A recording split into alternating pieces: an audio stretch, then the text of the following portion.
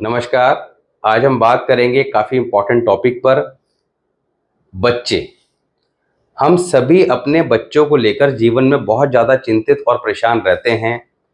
क्यों? बच्चों की हेल्थ, एजुकेशन, ये सारी हमारी चिंता का विषय बनी रहती है। कई बार बच्चों के एजुकेशन में समस्या रहती है तो कई बार हेल्थ को लेकर रहती है। मगर ये हेल्थ इशू जब बचपन में ही आ जाए, जब बच्चे की खेलने कूदने की उम्र है, तो ये बहुत बड़ा चिंता का विषय बन जाता है। बच्चे के हेल्थ इशू का मूल कारण क्या है, ये आप उसकी कुंडली से बड़ी इजीली आइडेंटिफाई कर सकते हैं। कैसे करेंगे? आज उसको प्रैक्टिकल एक बच्चे के चार्ट के एग्जाम्पल के द्वारा समझेंगे।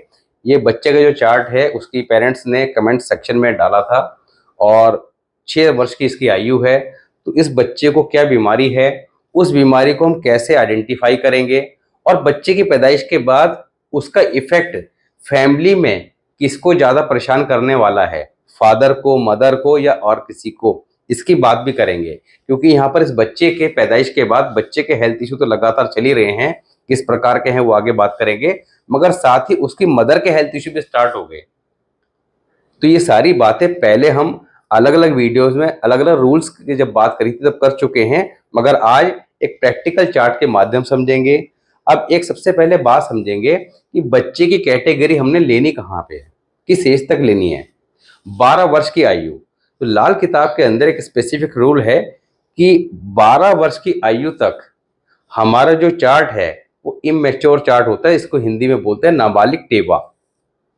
एक ग्रामर का रूल है कि बच्चे की 12 वर्ष की आयु तक उसको किसी प्रकार के भी हेल्थ इश्यू आते हैं तो उस केस में आपको उपाय, एक पर्टिकुलर रूल दिया गया है, उस रूल की बात करेंगे, उसके हिसाब से करने हैं। अब इस रूल को समझे बिना हम अगर उसको एडल्ट की तरह ही ट्रीट करें, जैसे कि नॉर्मली हम क्या करते हैं, ये लगन चार्ट देखा, वर्षफल देखा और रेमेडी परफॉर्म कर दी, मगर यहाँ पर वो कॉन्सेप्ट काम नहीं करेगा। तो बच्चे की आयु को लेकर, बच्चे की हेल्थ को लेकर किस प्रकार की रेमेडीज परफॉर्म करनी है, कैसे करनी है, उसको समझेंगे। सबसे पहले एक रूल समझेंगे, इमेच्योर चार्ट के अंदर उपाय करने का कॉन्सेप्ट क्या है। तो यहाँ पर ये आप एक रो देखेंगे, ईयर और हाउस, यानी कि बच्चे की पहले वर्ष की आयु, यानी कि जब बच्चा 1 साल में चल रहा है तो 7th हाउस के जो प्लैनेट है उसके अकॉर्डिंग उपाय किया जाएगा। दूसरे साल में 4th हाउस, तीसरे साल में 9th हाउस, 4th ईयर में 10th हाउस। इस प्रकार 1 से लेकर ये 12 घर यहाँ पर बनाए गए हैं और ये हाउसेस हैं। अब इसको कैसे अप्लाई करेंगे इसको समझेंगे। तो यहाँ पर ये बच्चा है, बच्चे का नाम है जैस, जैस बच्चे का नाम है।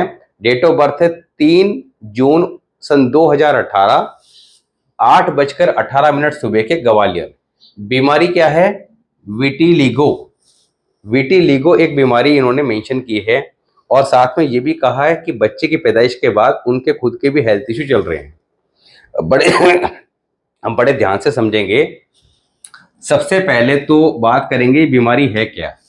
विटिलिगो बीमारी जो है एक तरह की स्किन डिसीज है, जिसके अंदर बॉडी के ऊपर जो है आपका स्पॉट पड़ जाते हैं जो ब्लैक कलर का अपना एक शेप ले लेते हैं। तो ये जो स्किन रिलेटेड डिसीज आप उसको मान के चलिए।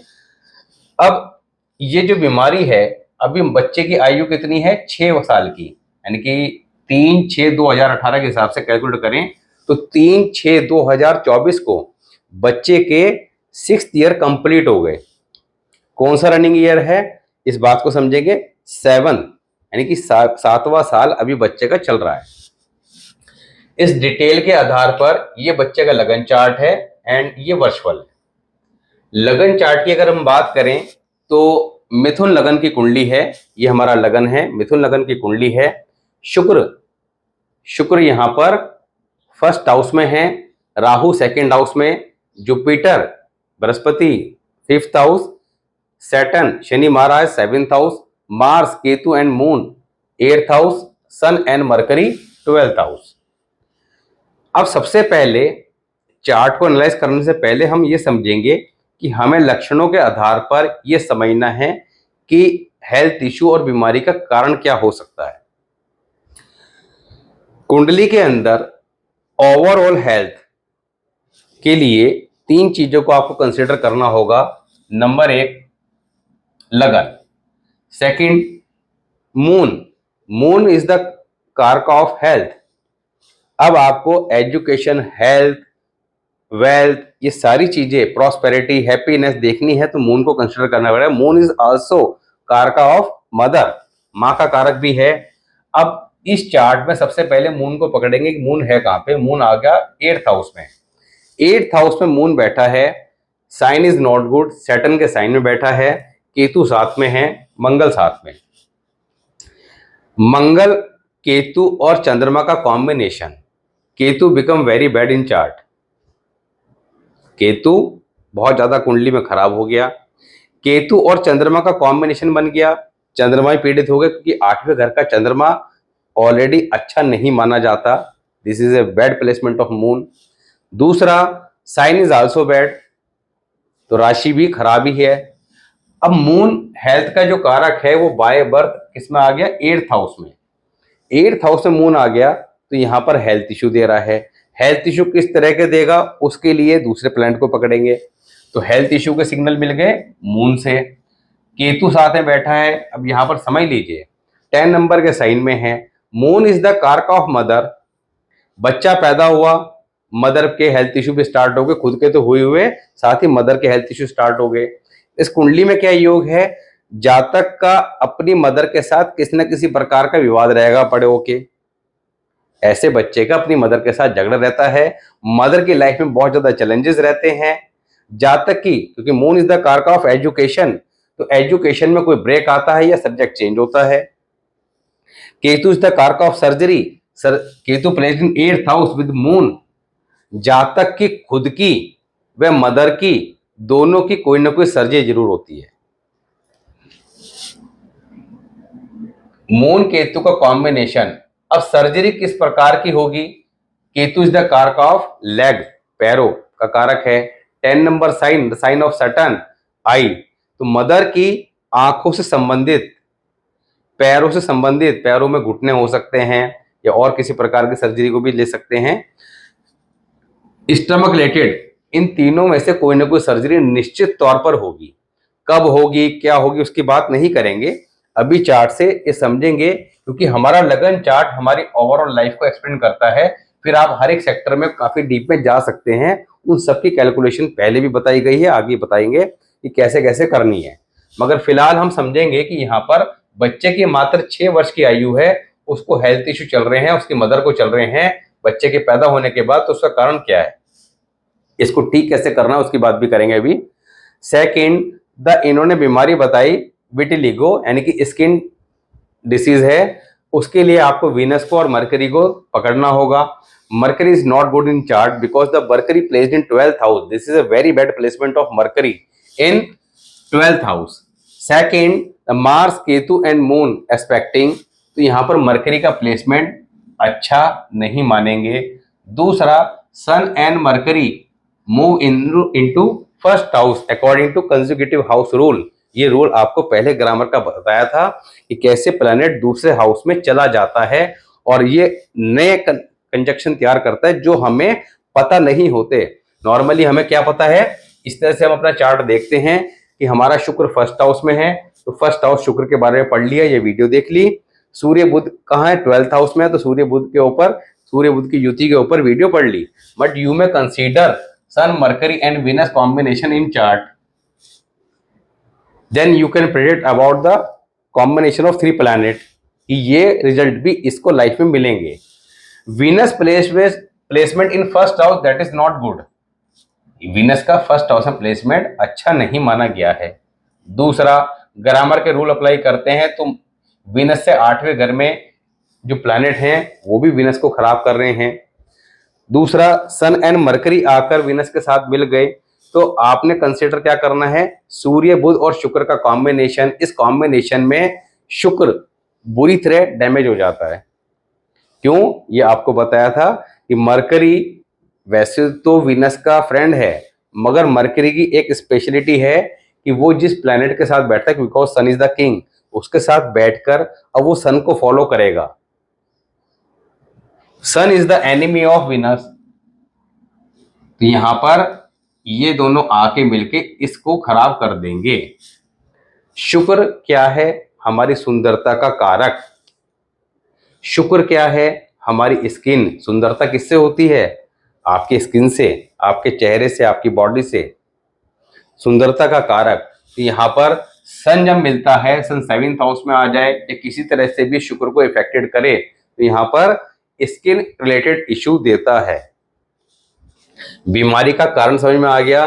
अब अगर अदर बात भी की जाए तो ऐसे जातक के ups and down in career लगे रहते हैं, थोड़ा स्वभाव में एग्रेशन, गुस्सा भी रहता है। जब इनको कोई बात खराब लगती है, सामने वाले को खरी खोटी सुना देते हैं। हालांकि ये बच्चा 6 साल का है, तो अभी तो किसी प्रकार की ये सब बातें चिंता करने की जरूरत नहीं है। मगर अगर इन सब बातों को हम बचपन में ही समझ लें कि हमारा बच्चा है, ये बच्चा जो है बड़े होके या थोड़ा सा भी जैसे बड़ा होगा तो किस तरह से रिएक्ट करेगा, वो जब हमें समझ में आ जाए और वो सब रिएक्ट करने लगे, तो उसको समय रहते अगर कंट्रोल कर लें तो आप निश्चित तौर पर चीजों को ठीक कर सकते हैं। अब यहाँ पर इस चार्ट के अकॉर्डिंग बच्चे के उपाय करने कैसे हैं, क्योंकि मैंने भी आपको बताया कि उपाय करने के लिए उपाय बच्चे के जो शुरू होते हैं वो नॉर्मली 12 वर्ष की आयु के बाद होते हैं।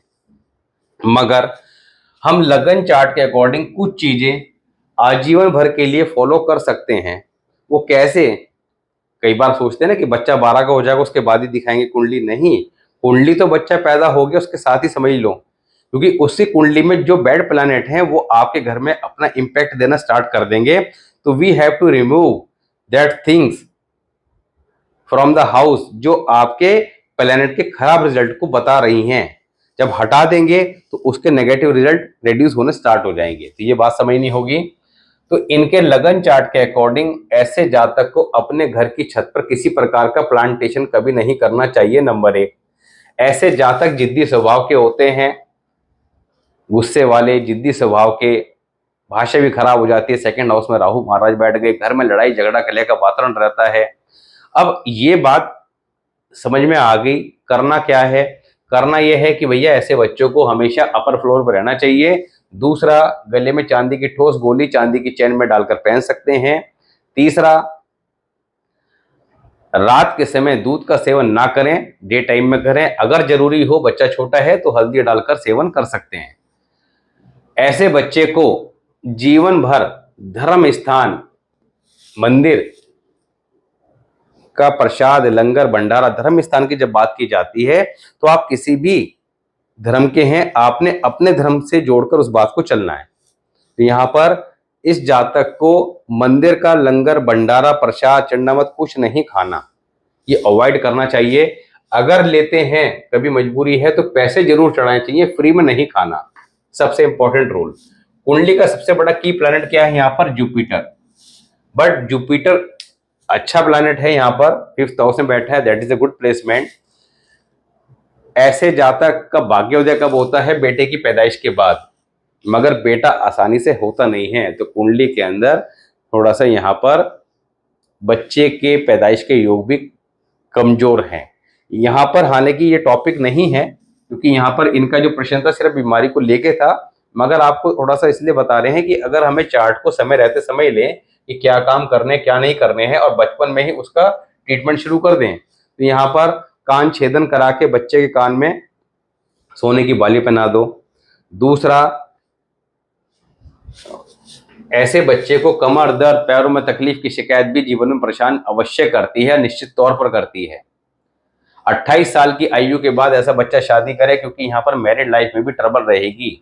The life partner married life से दुखी, because the Sun Venus plus Saturn combination is creating in 7th house. तो यहाँ पर इस बात का भी ध्यान रखना है।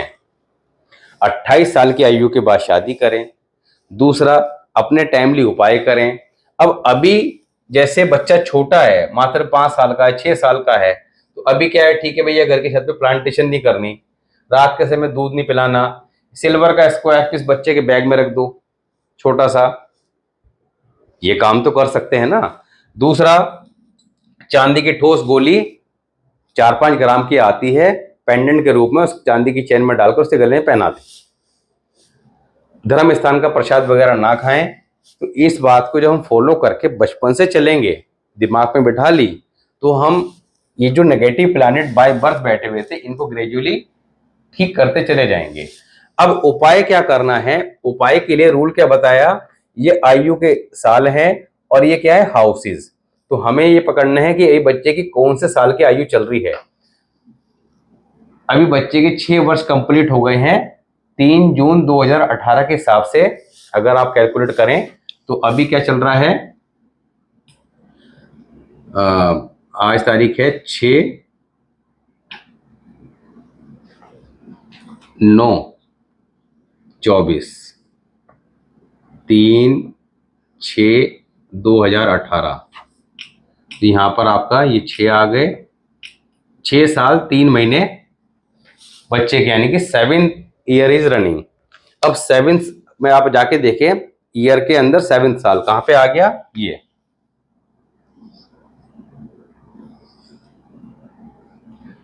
तो इस साल बच्चे के सेकंड हाउस।